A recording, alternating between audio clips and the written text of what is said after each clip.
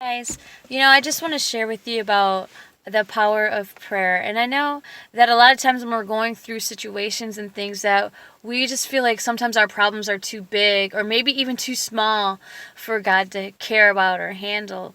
But I just want you to know that God is the God of the impossible. God is the God of small.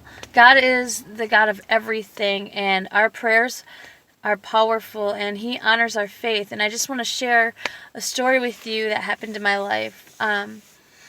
In 2009, my husband was in jail, and during this time I was really seeking God because I was alone. I felt like I had nobody, and so I really started crying out to God, and I just wanted to know if he was real. I wanted to know how tangible this relationship with him could be. I've heard about it, but I never really sought after it. And so in 2009, I really began to seek God. I began to just cry out to him. And I just told him, if you're real, I need you to reveal yourself to me. And he really, really did. And I just want to share one of those moments that happened in my life.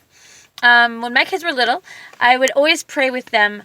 Now I lay me down to sleep. I pray the Lord my soul to keep. And if I die before I wake, I pray the Lord my soul to take. And I would pray with them that prayer every single night, just to get them in the habit of praying, because I just wanted them to get in the habit of praying every night, and talking to God. And one night, my daughter was 6, and one night I just really clearly heard God say, teach her how to really pray. And so that night we were laying down in bed, and I told her, Savannah, I want you to pray to God, like, I want you to pray to Jesus, like, he's right here in the room with you, like, he's your best friend, like, he's sitting right here on the bed next to you, and I just want you to tell him your heart, tell him what you're thankful for, tell him what's going on in your heart. And at this time, my husband was in jail. He had already been in jail for 20 some days, and he had like 20 some days left. I'm not exactly sure the number, but and so I was listening to her pray, and she was just, thanking him for things throughout her day. And then towards the end of the prayer, she said, and if I could just hug my daddy one more time, because I really miss him. If you could just let me hug my daddy, that would be great. And to be honest with you, my heart sank, and I was like, oh my gosh, this is like, you told me to have her pray, and then she asks for the impossible, and now I'm like thinking, how is this going to happen? I don't know how you're going to do this one, but if you're able, God, I mean, it's going to grow her faith, but it's really going to grow my faith, because I don't see how this can happen, because in jail, all you have is this glass window. There is no mercy. There's no like, oh, sure, you can hug your husband today. It doesn't go like that. It's just, get too bad, you talk through the phone, and that's just how it is.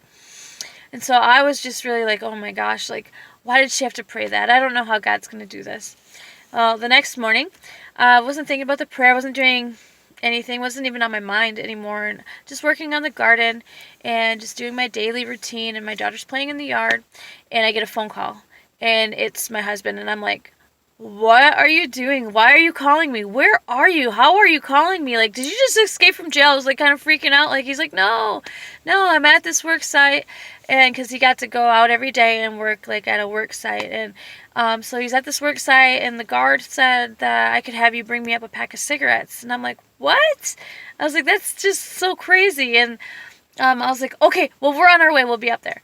And so I went to Savannah, and I remember grabbing her and saying, Savannah, you need to remember this day, because this is the day that God answered your prayer. You get to hug your daddy today. And I was like, so excited in myself, like, oh my gosh, I can't believe this is happening. Like, I'm just like dumbfounded, and it's just the next day, And so we go to the store, and we get the cigarettes, and we get to the place, and I go up to the guard, and I'm like, so my husband called me, and he said that I could bring him some cigarettes. So here's his cigarettes. And I went to hand them to the guard, and the guard was like, oh no, you can go hand them to him yourself.